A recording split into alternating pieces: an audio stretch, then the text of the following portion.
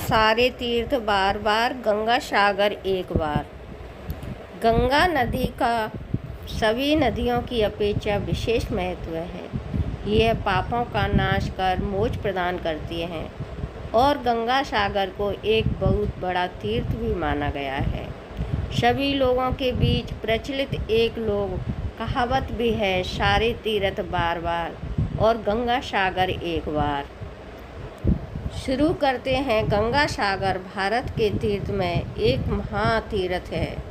गंगा जी इसी स्थान पर आकर सागर में मिलती हैं। इसी स्थान पर राजा सागर के 60,000 पुत्रों को मोक्ष प्राप्त हुआ था। यहाँ मकर संक्रांति पर बहुत बड़े मेले का आयोजन होता है। यहाँ लाखों श्रद्धालु गंगा स्नान के लिए आते हैं। कहते हैं यहाँ मकर संक्रांति पर स्नान करने पर 100 अश्वमेध यज्ञ और 1000 गाय दान करने के बराबर फल की प्राप्ति होती है। भारत की नदियों में से सबसे पवित्र गंगा नदी है, जो गंगोत्री से निकल कर पश्चिम बंगाल में आकर सागर में मिलती है। गंगा सागर का यहाँ सागर से मिलन होता है, उसे स्थान को गंगा सागर कहते हैं। यह स्थान देश में आयोजित होने वाले तमाम बड़े मेला में से एक गंगा सागर मेले के लिए सदियों से विश्व विख्यात है। हिंदू धर्म ग्रंथों में इसकी चर्चा मोक्ष धाम की तीर पर की गई है।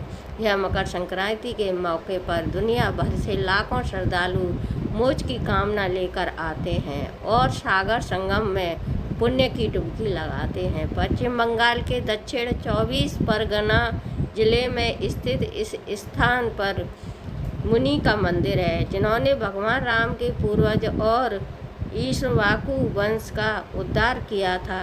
मान्यता है कि यह मकर संक्रांति पर पुण्य स्नान करने से मोक्ष का मार्ग प्रशस्त होता है। मानना है कि गंगा सागर की तीर्थ यात्रा सैकड़ों तीर्थ यात्राओं के समान है। हर किसी यहाँ आना नसीब नहीं होता। इसकी पुष्टि एक प्रसिद्ध लोक ग्रंथि से ही की जाती है, जिसमें कहा गया है, सारे तीर्थ बार बार और गंगा सागर सिर्फ एक बार। हालांकि यह उस स्थान पर और उस जमाने की बातें थीं जब यहाँ पहुँचना बहुत कठिन था। आधुनिक परिवहन और संचार साधनों से अब यहाँ आना सुगम हो गया है। ऐसा मान्यता है कि ऋषि मुनियों के लिए गृहस्थ आश्रम या पारिवारिक जीवन वर्जित होता है, पर विष्णु जी के कहने पर कपिल मुनि के पिता कर्दम ऋषि ने गृहस्थ आश्रम में प्रवेश किया, पर उन्होंने विष्णु भगवान की समक्ष शर्त रखी कि ऐसे में भगवान विष्णु को उनके पुत्र रूप में जन्म लेना होगा। भगवान विष्णु ने शर्त मान ली और कपिल मुनि का जन्म हुआ। पलटा उन्हें विष्णु भगवान का अवतार माना गया। आगे चलकर गंगा और सागर के मिलन स्थल पर कपिल मुनि आश्रम बनाकर तप करने लगे। इस दौरान राजा सागर के अश्वमेध यज्ञ आयोजित किया। इसके बाद यज्ञ के अश्वों को स्वतंत्र छोड़ दिया गया। ऐसी परिपाटी है यह जहाँ से गुजरते हैं वहाँ राज्य अधीनता स्वीकार करता है। अश्व को रोकने वाले राजा को युद्ध करना पड़ता है। राजा समर ने यज्ञ और अश्व को रक्षा के लिए उनके साथ अचानक यज्ञ अश्व गायब हो गया। खोजने पर यज्ञ अश्व कपिल मुनि के आश्रम में प्राप्त हुआ। फलता सागर पुत्र ऋषि से नाराज हो उन्हें अपशब्द कहने लगे। ऋषि ने नारद होकर उन्हें श्रापित किया और इन सभी को अपने नेत्रों के तेज से भस्म कर दिया। मुनि के श्राप के कारण उनकी आत्मा को मुक्ति प्राप्त नहीं हुई। काफ़ी वर्षों के बाद राजा सागर के पुत्र राजा भागीरथ कपिल मुनि से माफ़ी मांगने पहुँचे। कपिल मुनि राजा भागीरथ के व्यवहार से बहुत ही प्रसन्न हुए। उन्होंने कहा कि गंगा जल से राजा सागर के 60,000 पुत्रों को मोक्ष प्राप्त हो सकता है। राजा भागीरथ ने अपने अथक प्रयास और तप से गंगा को मकर संक्रांति के दिन लाकर उनकी आत्मा को मुक्ति और शांति दिलाई।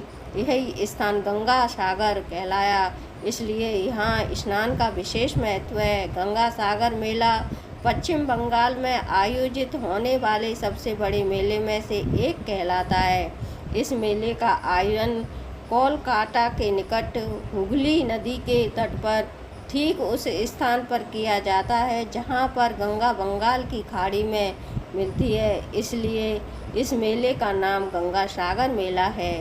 यह मेल विक्रमी संवत के अनुसार प्रतिवर्ष पुष मास की अंतिम दिन लगता है। यह मकर संक्रांति का दिन होता है।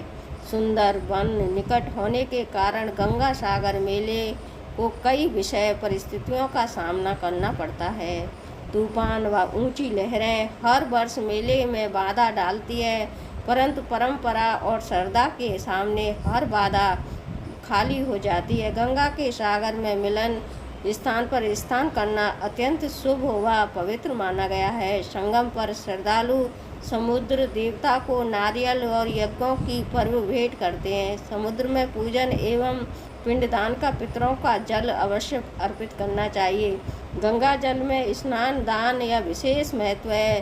शास्त्रों में विस्तार से बताया गया है कि स्थानीय मान्यता अनुसार जो युवतियाँ यहाँ पर स्नान करती हैं उन्हें अपनी इच्छा अनुसार तथा युवकों को स्वैच्छिक वधू की प्राप्ति होती है। अनुष्ठा आदि के पश्चात सभी लोग कपिल मुनि के आश्रम की ओर प्रस्थान करते हैं तथा श्रद्धा से उनकी मूर्ति की पूजा करते हैं। मंदिर में गंगा देवी, कपिल मुनि तथा भागीरथ की मूर्तियाँ स्थापित हैं। जो आप सभी को हमारे यहाँ कथा कैसी लगी नीचे कमेंट करके ज़रूर बताइए। अगर आपको हमारी जानकारी रोचक लगी हो तो इसे ज़्यादा से ज़्यादा लाइक व शेयर ज़रूर करें। अगर आपको वीडियो पसंद आई हो तो सब्सक्राइब करें। धन्यवाद।